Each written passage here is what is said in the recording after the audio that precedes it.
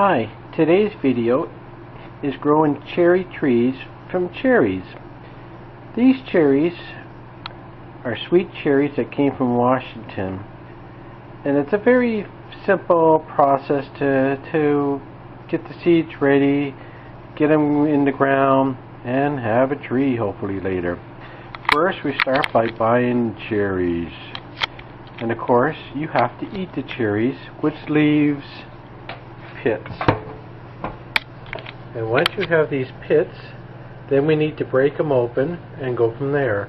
So that'll be my next step. So I'm going to get myself a pair of pliers, and then I'll show you how to do that from there. Okay, so our first step is we're going to take our cherry pit and we're going to take the hard shell off and get this, which is part of the seed. We still got to take another shell off after we take this off, but that'll be later.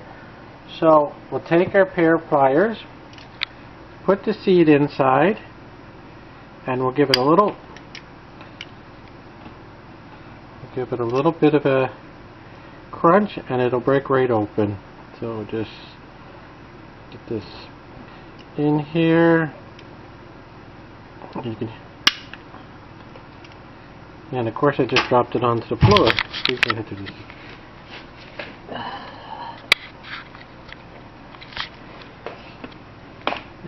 And there it is. That's what we're looking for. Just another little one, and then I'll do one more here.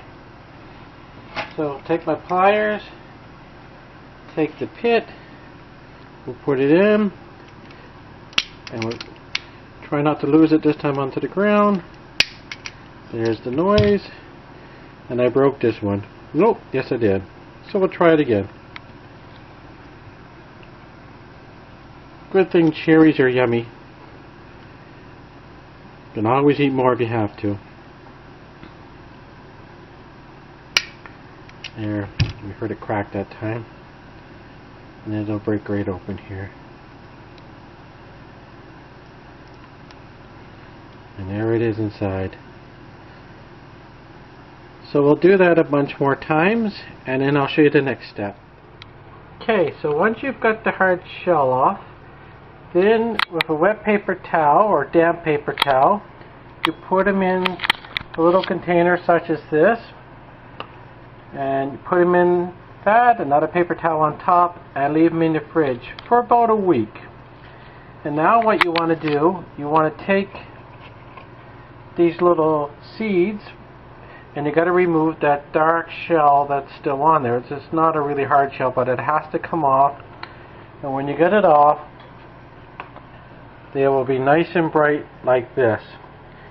And the easiest way to do it is take one of these into your hand, and I'll show you here in a second. Okay, so these ones here have been in the fridge for about a week. That's the pits that I have removed the hard shell off. So now we have to remove this light brown shell.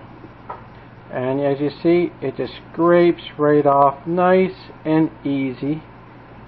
So what we're going to do is just go around the whole seed, and then sometimes, which nobody seems to ever say on the internet, sometimes when you do this, the shell will break in half, and if it breaks in half, then again it's no good. So there will be some loss when you do this, so always expect that. And I'm just going to carefully go around the seed,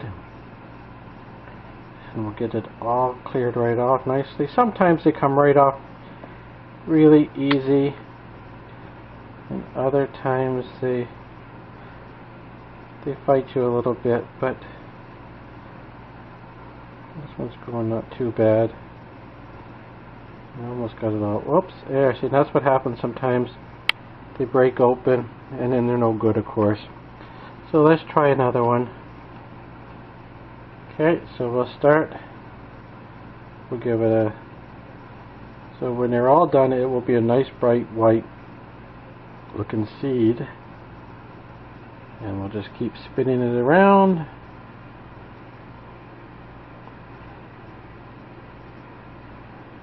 We're almost there. Hopefully this one works. And A little bit more on the top here. This is where the root will come out when the time comes. And that should be basically, that's what we're looking for. A fairly clean looking seed. Now I'm going to take this and I'll put it in with my other ones, and then we'll leave that in the fridge for upwards of a week, and in a week from now we'll come back and hopefully some of these will have little roots started. Okay, so we'll see everybody in a week. Here's a sample of 3 cherry seeds that have been setting probably for a good week, week and a half. The first one, as you see, it's got probably close to a 2 centimeter long root, and it's also got some green starting on the top. This one here has about a root that's about a centimeter long, and this one actually has some green started, but I don't see the root, but it must be there somewhere. So again, I'm going to take these 3 and put them in a pot, and hopefully in a few weeks they'll be out of the ground and growing. And I'm going to put it in a hole that I put in the pot here, stick it in, push it down a little bit, and then we're going to cover it up with dirt. Now I'm going to do that for 2 or 3 more of these. I'm going to put it back up on the windowsill, and then I'm going to put a top of this, which is the bottom half of the a big 2-liter pop bottle, but I'm going to put it on top, and that'll hold the moisture and so on in the soil. So hopefully in another week or so the plants will be growing. As promised, I'm now showing you the picture of the cherries once they've come out of the ground. And so what I've done for the last 3 to 4 weeks, I've had them in a pot with the dirt and the bottom half of 2-liter pop bottles.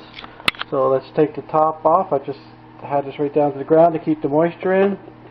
And there we go.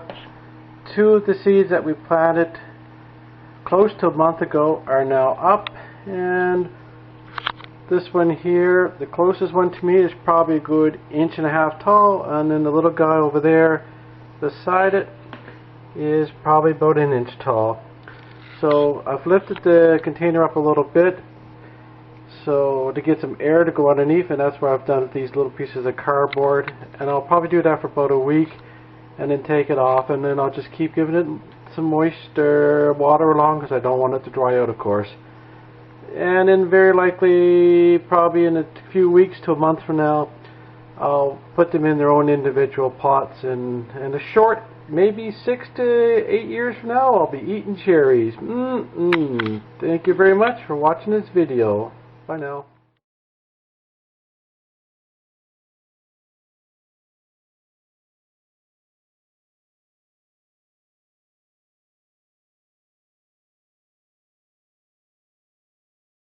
Please allow me to take a brief moment to put in a good word about Fish Manure Organic Humus Compost Fertilizer. This is my 3rd year using Fish Manure, and it's never let me down. Even in a challenging season with long stretches of intense heat and no rain, Fish Manure helped me grow healthy, productive plants.